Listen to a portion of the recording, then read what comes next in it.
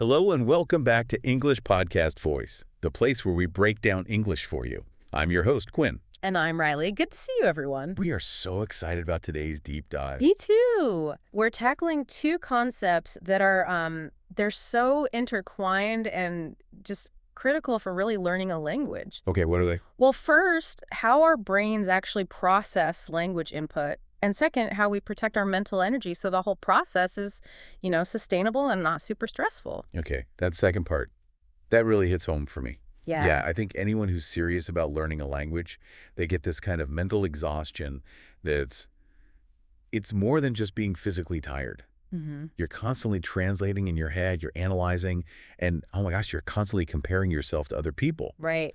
I sometimes feel just perpetually tired. And it's not just from the brain work, but from all the mental gymnastics.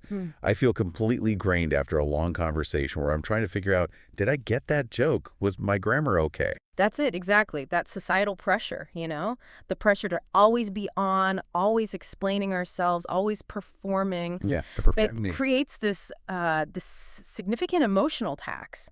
And that tax, it directly impedes the quiet, consistent work that actually makes us better learners. That makes perfect sense. Yeah. So for today's mission, it's got two parts. It's dual focused. We're going to dive into the science of how we absorb language.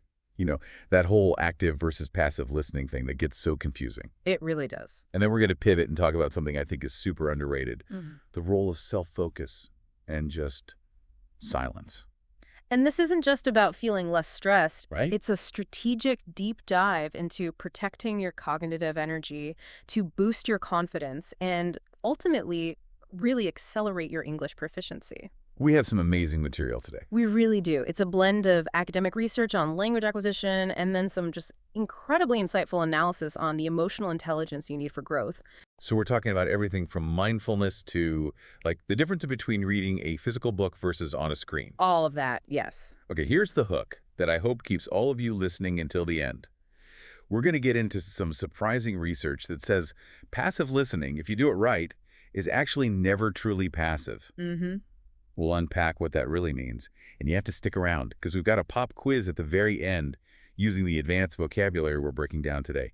Words about energy, growth, all of that. And we'll see if the knowledge you gained is explicit, conscious, or just implicit. Ooh, that's a great challenge. It'll test if you have that retrievable knowledge or just a feeling of familiarity. Okay, before we jump in, you know the drill.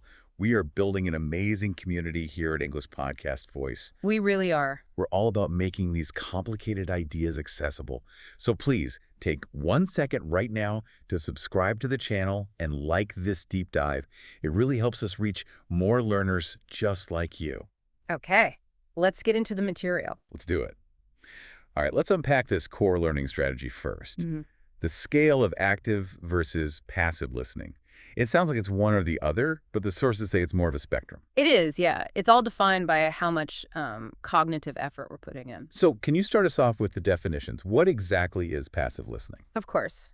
So in essence, passive listening is just language exposure where you're not forced to engage with it in a deep analytical way. Okay. And that kind of falls into two buckets. The first is indirect exposure. So just language as background noise, like you have the radio on in English while you're cooking. Got it. Just in the air. Exactly. The second bucket is listening directly to something, like a podcast, but while you're multitasking. Like on a walk or at the gym. Right, walking, riding the metro. The key thing is you're not pausing it, you're not taking notes, you're not forcing yourself to understand every single word. So background noise or surface listening. Mm-hmm. I think a lot of learners, myself included, sometimes confuse this with real studying. It's easy to do. So then what defines active listening? Active listening, on the other hand, requires focused, sustained attention. It's intentional. You're treating the audio not just as entertainment, but as a deliberate learning tool. So you're working. You're working. The engagement involves critical analysis. You're paying attention to grammar. You're noting down vocabulary. And some advanced techniques are things like shadowing, where you repeat right after the speaker to mimic their rhythm. Oh, I've tried that. It's hard. It is. Or summarizing the main points right after you listen. That's also active. Okay, so active is intentional work. Passive is more like atmospheric exposure. But the sources say it's a spectrum. What's the one thing that decides where you are on that spectrum? It all comes down to meaningful cognitive engagement. Okay, wait. Cognitive engagement. Can you break that down for us in, like, plain English? Yeah, of course. It just means, are you using the parts of your brain that are for conscious analysis, memory, and critical thinking? I see. Or are you just, engaging the parts that recognize sounds? If you're really analyzing, you're at the active end. If the language is just washing over you, it's closer to the passive end. Right. Now, for the classic debate, does passive listening actually work? I know so many people who feel guilty doing it, like they should always be in active mode. So what's the case for background noise? The research is actually pretty clear that it is highly beneficial, but you have to use it strategically. Okay. The main benefit is that it helps build implicit intuitive knowledge and familiarity. It literally tunes your ear to the sounds, the stress patterns, the rhythm of English. It primes the pump, so to speak. Exactly. It lowers the barrier for when you encounter that word again in an active study session. Okay, you used the key term there. Implicit knowledge. What are we talking about exactly? Implicit knowledge is that intuitive, unconscious understanding of a language. A feeling. It's knowing that a sentence sounds right or feels right, even if you can't explain the grammar rule behind it. Can you give an example? Sure. A native English speaker knows to say the big red car, not the red big car. Right. But they probably can't tell you the royal order of adjectives rule. That's implicit knowledge. They just know. I see. It's subconscious. And the theory is that this is kind of like how we learned our first language. Exactly. Think about how babies acquire their mother tongue. They are just immersed in it. It's all around them. No grammar rules, no vocabulary lists. Yeah, just constant input. That constant ambient exposure helps the brain set up the fundamental sound system. Passive listening for an adult learner does something similar. It reduces the shock of the foreign sounds when you do sit down to study them actively. Okay, so passive listening is great for exposure, for getting the sounds right. But if I want to actually use the language, use the vocabulary, make complex sentences, I have to be in active mode. Is that right? That is the necessity, yes. Active listening is overwhelmingly considered more effective for dramatically improving your comprehension and your vocabulary. So it produces a different kind of knowledge. It produces explicit, retrievable knowledge. Okay, we have to nail down the difference between implicit and explicit knowledge now. So while implicit is the feeling, the intuition, explicit knowledge is the conscious, rule-based understanding. So I can explain it. Yes, it's the ability to define the word, to use the verb correctly, and explain why a sentence is built a certain way. If you only listen passively, you might recognize a word. But you can't use it. Probably not confidently. But if you engage actively, write it down, look it up, practice it, you're creating explicit knowledge, it becomes retrievable, you can pull it out when you need it. That distinction is so important for planning how to study. It explains why so many people feel stuck, like they recognize words but can't speak confidently. They're relying too much on the implicit side, and research really validates this. We looked at a key study from 1996. Okay. They compared two groups of university language students. One group got standard instruction. The other group was specifically taught a curriculum of active listening techniques. What kind of techniques? Metacognitive strategies. Things like predicting what the speaker will say next, inferring unknown words from context, connecting new info to what you already know. All very high-effort tasks. Very. And also self-monitoring, so checking your own comprehension as you go. And the result? It was indisputable. The group that practiced active listening performed significantly better on every single test. Wow. Comprehension, vocabulary, summarizing ability, everything. It just underscores that intentional effort, not just time spent, is what matters. So the ideal strategy has to be a mix. A blend, yes. Use passive listening when you're commuting or relaxing, just to tune your ear and build that implicit familiarity. But schedule dedicated, focused time for active stuff with transcripts, summaries, analysis to build that critical, explicit knowledge. That combination is the sweet spot. You train your ear implicitly, but you train your brain explicitly. Okay, now let's get back to the teaser. Why do the sources say that proper passive listening is never truly passive? That it feels like a contradiction. It does, but it's because the brain is a meaning-seeking machine. It can't help it. Okay. If you are listening to content you are genuinely interested in, history, science, whatever, your brain automatically starts a low-level cognitive engagement. You don't have to be taking notes for your brain to try and follow the story, connect the dots. And guess what's coming next? Exactly. You're engaging your attention networks just enough to follow the narrative, so it's not truly passive, like white noise. So the key is finding stuff you actually care about. Precisely. Hmm. Interest is the bridge from passive exposure to low-level engagement. But there is a critical boundary here, and that brings us to a concept that came up a lot in the research: comprehensible input. Or CI. That's a very academic term. What's the plain English rule for it? Simply put, CI is language material that you can mostly understand, but that's still a little bit challenging. Okay. The rule of thumb from researchers like Stephen Krashen is that you should understand about 75% to 95% of the content. So you get enough to follow along, but there are still new words or structures that your brain can figure out from the context. That's it. And what's the negative side of that rule? What's the big warning? The most important takeaway is that listening to incomprehensible input material that's too hard is functionally a waste of time, and it can even be harmful. Oh.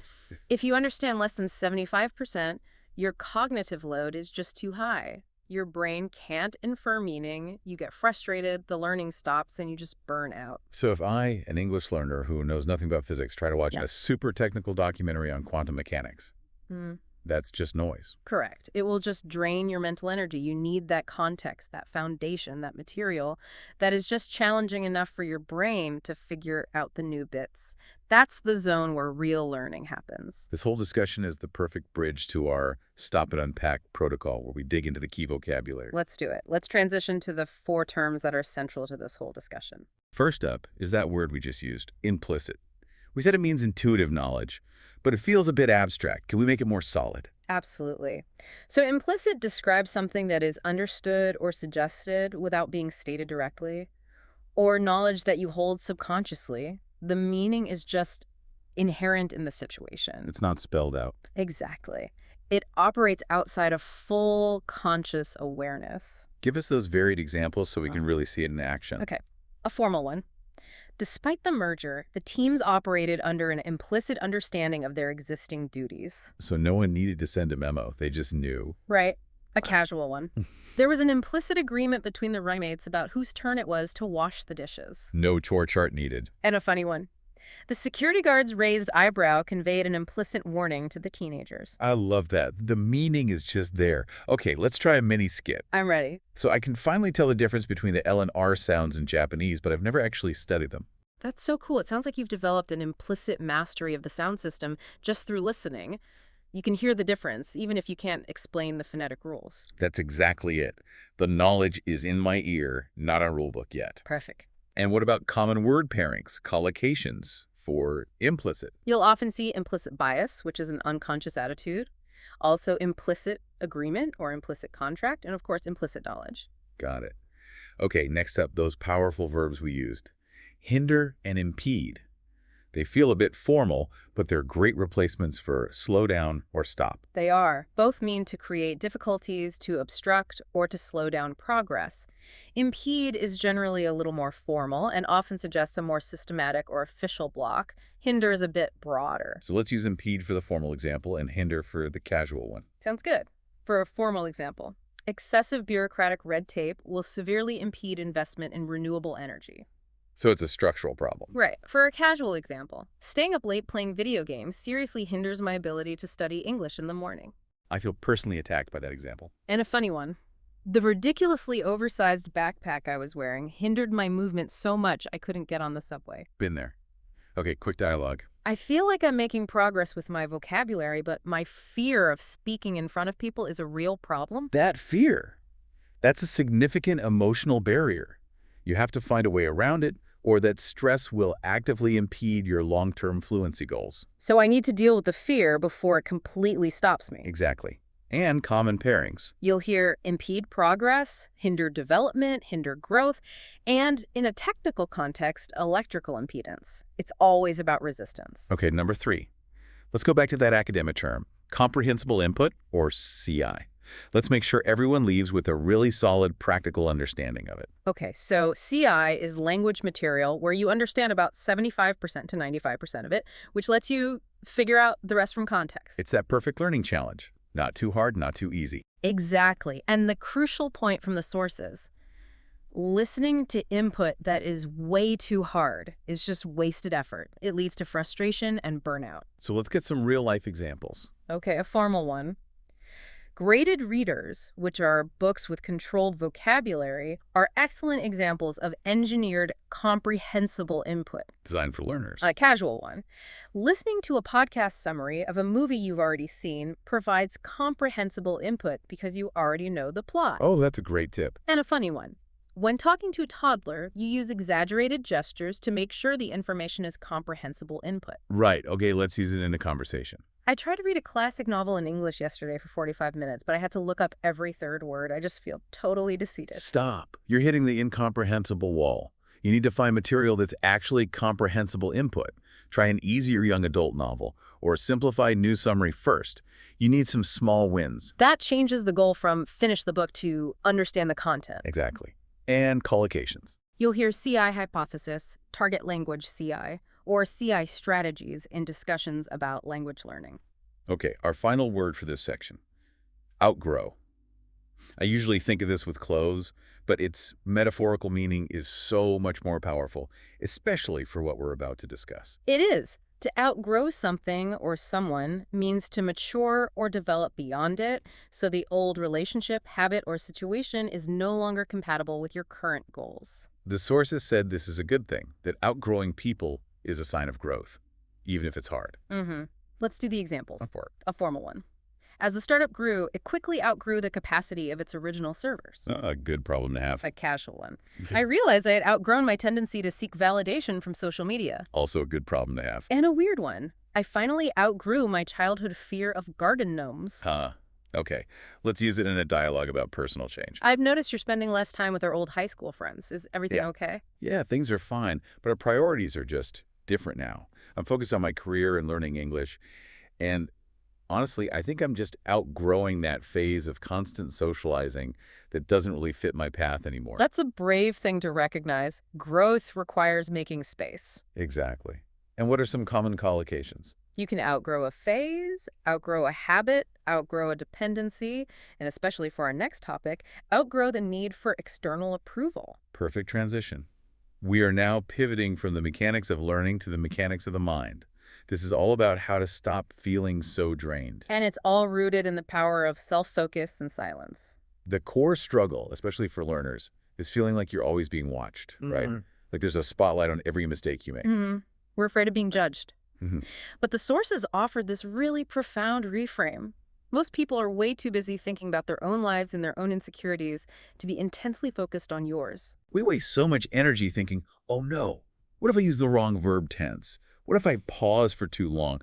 We're performing for an audience that isn't even really paying attention. That internal performance is exhausting, and it directly impedes learning by jacking up our anxiety. So how does silence help? Silence shifts the spotlight. When you stop feeling the need to constantly explain yourself or defend your choices or justify your progress, that internal stage just disappears. Because the performance is over. Right. You move the focus inward, which is essential for any kind of sustainable progress. I struggle with the social awkwardness of silence, though. I rush to fill the gap because I'm worried people will think I'm weird or not interested. I get that. But embracing silence is actually a huge sign of strength. How so? Because real confidence is quiet. It doesn't need to prove itself all the time. When you're quiet, you're observing, you're listening, you're processing. And you're showing you're comfortable with your own thoughts. Exactly. So when you finally do choose to speak, your words have more weight because they were chosen, not rushed. And this quiet control is one of the best ways to reduce a huge barrier for learners, foreign language anxiety, or FLA. FLA is that awful, paralyzing stress. Yeah. The fear of mistakes that makes your mind go completely blank. How does self-focus help with that? Through mindfulness. In this context, mindfulness is the practice of bringing non-judgmental awareness to the present moment. Your thoughts, your feelings, your environment. So it's not just about relaxing, it's a cognitive training tool. Precisely. Research shows mindfulness is incredibly effective at improving focus, attention, and emotional regulation. When you're mindful, you're less likely to spiral into self-criticism over a mistake. You just see it as data. Let's connect this to that theory we mentioned earlier, Krashen's effective filter hypothesis. Well, what is this filter? So Krashen's hypothesis suggests that high emotional stress anxiety, low motivation, no confidence, it builds an imaginary mental block. That's the effective filter. And what does it do? When this filter is high, it creates a real physiological barrier. You might hear and understand the comprehensible input, but the anxiety physically stops your brain from processing and storing it. The learning system just shuts down. Wow. So a super stressed student can sit through a perfect lesson, and the learning is still impeded by their own internal state. That's the tragic reality. The anxiety just eats up all the cognitive resources needed for learning. So mindfulness helps by lowering that filter. Exactly. Mindfulness trains you in self-compassion. It reduces anxiety. When the anxiety drops, the affective filter lowers, and the comprehensible input can get through unimpeded. You're converting worry energy into processing energy. That is such a practical application. What are some simple techniques people can use? Simple things work best. Like before speaking practice, do some mindful breathing to center yourself. Practice positive self-talk. Refuse to judge yourself harshly for errors. And what about the people around us? Silence is also an external shield, right? We talked about draining people. Yes, this is about managing your emotional labor. Draining people are often those who want constant advice, validation, or just want to complain without actually looking for solutions. These interactions require you to spend empathy and energy, and they leave you feeling completely drained. I know that feeling. You spend an hour explaining why you can't help, and you walk away exhausted even though you didn't do anything physical. That's the emotional toll of justifying yourself. Silence is a shield because it removes the need for justification. You don't owe anyone a long explanation for your choices. Just saying no or maintaining quiet distance saves that precious energy for your goals. And what about drama? Interpersonal conflict, gossip. Drama is a parasite. It lives on reaction. If you argue, if you defend yourself, if you spend mental energy on people who just want chaos, you are feeding the fire. So if you stay silent, The drama starves. It dies. Often the best response is no response at all. You're not losing the argument. You're refusing to even participate in the conflict. and that ties back to our earlier word, outgrow. It does. When you embrace self-focus and silence, you will inevitably outgrow people whose main role in your life was to cause drama or need constant support. And they might criticize you for it. You've changed. And you have. You should be changing, growing. You don't owe anyone the old, less developed version of yourself. We have spent so much time talking about this feeling of energy loss. Let's do one final stop and unpack on the feeling itself. Great idea. Let's look at the words drained and exhausted. People use these interchangeably, but you're saying there's a useful difference. There is a slight nuance, yes. Both mean completely emptied of energy. But exhausted often refers to general physical fatigue from hard work, like after running a marathon. Cool. Drained more often suggests a slower, steadier, and usually emotional or cognitive loss of energy caused by external stressors or people. Something or someone drained you. That is a really helpful distinction. So I'm physically exhausted after a workout, but emotionally drained after a long, difficult meeting. Let's hear the examples. Okay, a formal one. The emergency response team, after working for 72 hours, was physically and mentally exhausted. Right. A casual one. I feel completely emotionally drained after attending back-to-back work meetings all day. And a funny one. The kids' constant noise effectively drained all my patience. Let's use that in a dialogue about protecting our energy. So I spent all yesterday helping my friend analyze their relationship problems. It didn't solve anything, and today I just feel awful. Oh, that's the feeling of emotional labor. You must be utterly drained. Sometimes you have to set boundaries and use silence as a shield to protect your own mental reserves. That's so true. I let myself get completely emptied out. Perfect. And the collocations for these? For drained, you'll hear mentally drained, emotionally drained, financially drained. For exhausted, it's often utterly exhausted or physically exhausted. Okay, we've talked about how to listen and how to protect your mind. Let's tie it all together by talking about how you take total ownership of your learning path. The concept of learner autonomy, or LA. This is the end goal, isn't it? To stop depending on a teacher and become your own guide. So what's the basic definition of LA? The standard definition is the capacity to take charge of one's learning. That sounds like a big responsibility. It is. It means the learner takes control over everything. Setting goals, picking resources, choosing methods, and self-monitoring their own progress. So when I stop waiting for a curriculum to tell me what to do next and I start finding my own materials and setting my own targets, I'm developing LA. That's the shift. And the research we looked at identified clear factors that either help or impede the growth of this independence. Okay, let's start with what helps. What are the facilitating factors? What drives this from the inside? Intrinsic motivation is number one. The study showed LA was strongly supported when students had clear personal goals. They understood the practical value of English for their future careers. If you know your why, you don't need someone pushing you. Exactly. Another factor is existing competence. Students who already had a solid vocabulary and grammar base felt way more confident studying on their own. That confidence allows them to take risks. And it lowers that effective filter we talked about? It does. Now, externally, teachers have to adapt their role. Oh. They have to become guides and facilitators, not just knowledge transmitters.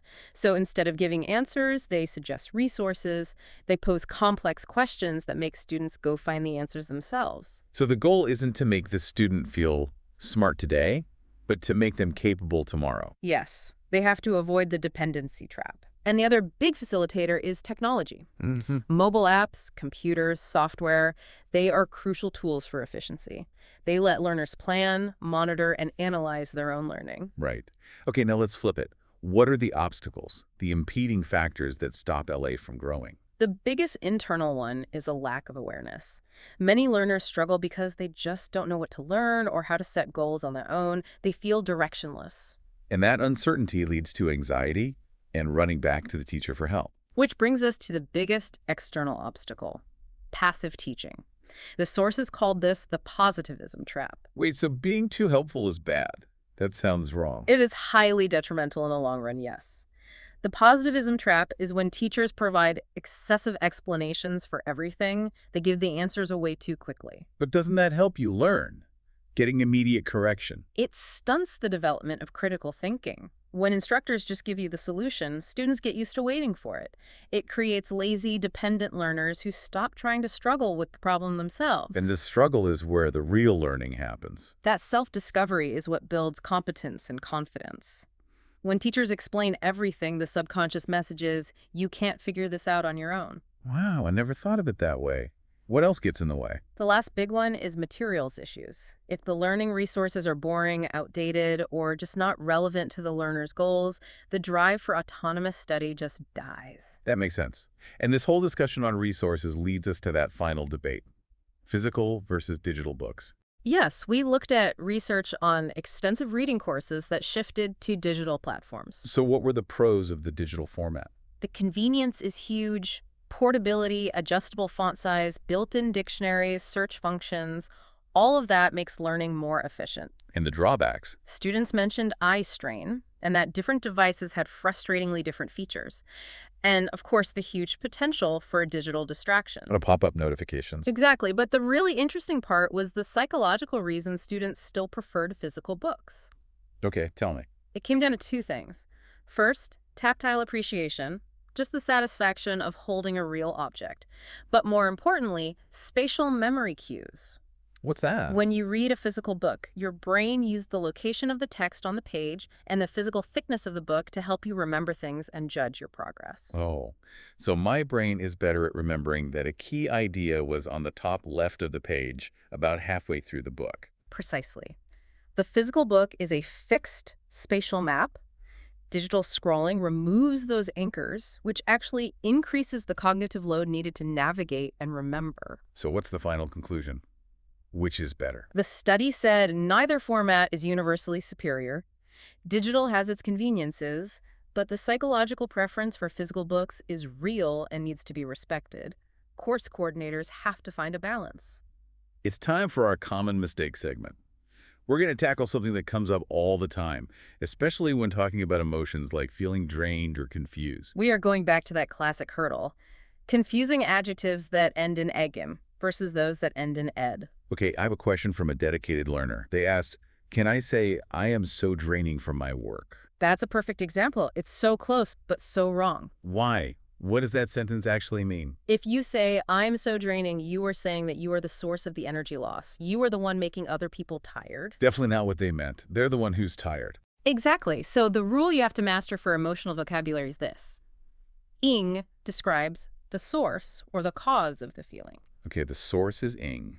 And ing describes the person or thing that is experiencing or receiving that emotion. The receiver is ig. Let's use the words from today to make this super clear. Good idea. The seminar was confusing. It was the source of the confusion. Therefore, the students were confused. They were receiving the confusion. Okay, that makes sense. The pointless argument was draining. It was the source of the fatigue. Therefore, I felt drained. I was receiving the emptiness. Got it. One more. The challenge was frustrating.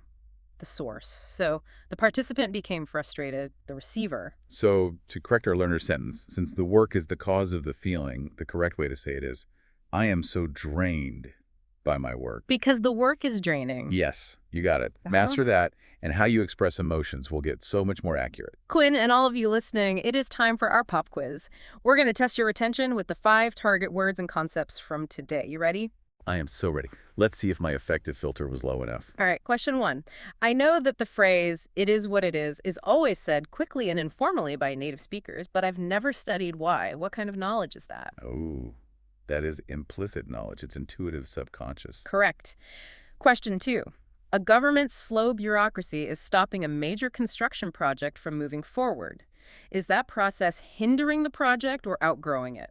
It is definitely hindering or impeding the project. It's an obstacle. Perfect. Question 3. A language learner is listening to a podcast where they only understand about 60% of what's being said.